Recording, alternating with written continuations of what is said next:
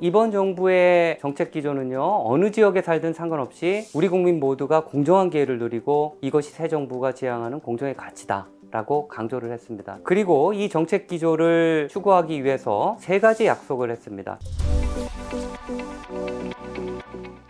안녕하세요. 저는 중앙대학교에서 도시계획, 국토계획을 가르치고 있는 마강래라고 합니다. 지난 10년간 국토의 균형적 발전을 위해서 연구를 진행해 왔고요. 그 과정에서 지방도시들의 현실을 보고 적잖은 충격을 받은 적이 있습니다. 오늘 이 시간에는 지역 균형 발전의 필요성이 점차적으로 대두되고 있는데, 앞으로 이런 균형 발전을 위해서 우리가 해야 할 것들은 무엇인지 짚어보는 시간을 갖도록 하겠습니다.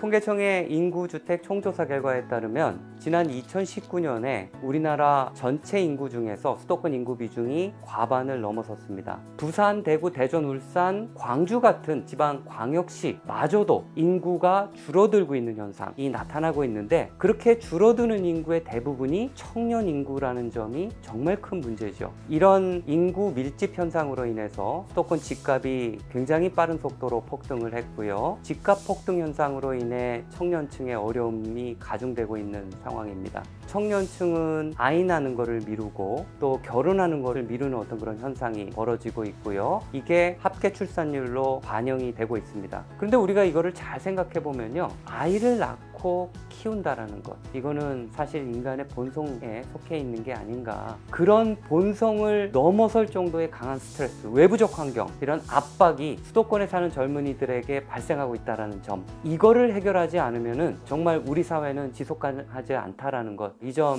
정말 크게 강조하고 싶습니다.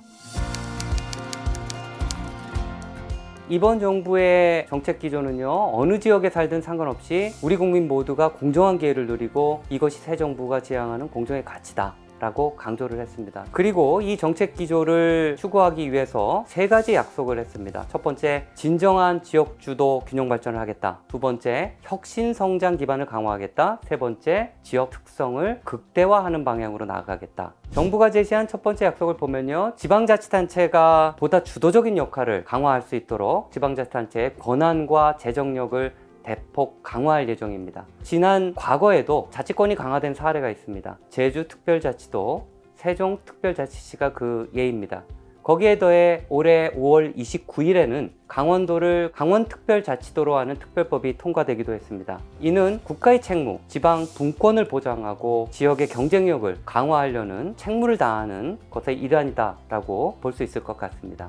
정부의 두 번째 약속은 지역 혁신 성장 기반을 마련하고요, 이를 통해서 지역에 좋은 일자리를 만드는 것입니다. 그래서 지방 투자 및 기업의 지방 이전을 촉진하기 위해서 정부에서는 기회발전 특구를 새롭게 만들기로 했습니다. 이 기회발전 특구는 파격적인 세제 혜택, 법인세라든가 소득세, 취득세, 재산세 경감 효과가 있고요, 기업에 대해서요. 근데 이번에 좀 특징적인 내용은 창업자에 대한 증여세도 감면하는 추가적인 조치를 더하겠다라는 약속을 했습니다. 또 하나 기회발전 특구의 특징적인 점은요, 특구의 위치와 내용에 대해서 지자체 스스로가 설계할 수 있도록 했다는 점, 이 점은 저희가 주목할 만한 점이다 라는 생각을 가지고 있습니다. 정부의 세 번째 약속은요, 지역 스스로 고유한 특성을 살릴 수 있도록 지원하는 것입니다. 여기에는 로컬 크리에이터 뿐만 아니라 로컬 브랜딩이나 골목 상권을 육성하는 방식으로 지역의 역량을 강화하는 내용이 포함되어 있습니다. 이런 노력을 통해서 로컬 생태계를 구축하는 것, 이거는 정말 지역의 특성을 살리고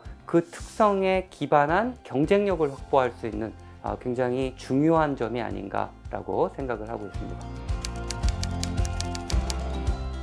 도시계획학 관점에서 어떤 지역이 버틸 수 있는 최소 인구 수준이 있습니다. 인프라를 공급할 때 그 인프라를 사용하는 인구를 배후 인구라고 하는데요. 그 배후 인구가 25만, 30만 정도 돼야 가장 상위에 있는 위계인 생활 리소스가 들어올 수가 있습니다. 예를 들어서 백화점 같은 시설, 그 다음에 응급의료센터와 관련된 것, 이거는 인구가 대략적으로 25만 이상이 되어야 됩니다. 근데 지금 인구가 점점 줄어들잖아요. 그러면 차상위 인프라들이 빠져나가는 어떤 그런 현상이 발생을 하게 됩니다.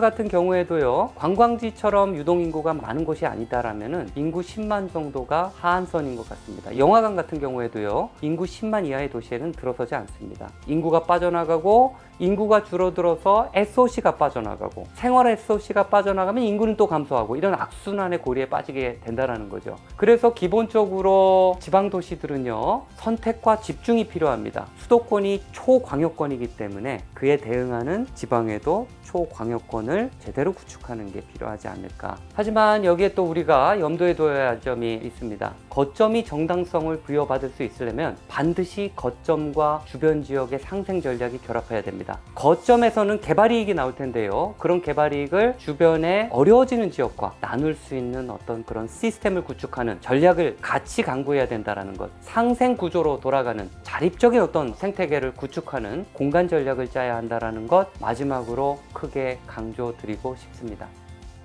지방도시의 쇠퇴는 지방도시만의 문제는 아닙니다. 수도권에도 큰 부담을 주고 있다고 생각합니다. 국가 경쟁력을 높이기 위해서라도 균형 발전은 꼭 필요합니다. 정부가 제시한 진정한 지역주도 균형 발전, 혁신 성장 기반 강화, 지역 특성의 극대화라는 이 약속이 잘 실현되어서 수도권 과밀화와 지역 간 격차가 해소되고 지역 균형 발전이 이루어지기를 간절히 소망합니다.